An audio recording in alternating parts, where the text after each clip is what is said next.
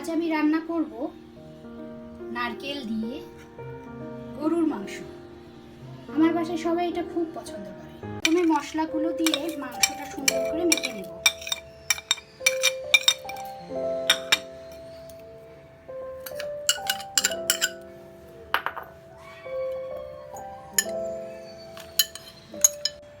মাংসটা আমি প্রেসার কুকারে রান্না করে নিচ্ছি।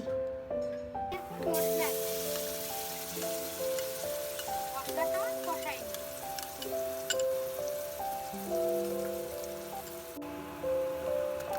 নারকেলটা আমি আলাদাভাবে রান্না করে নিচ্ছি।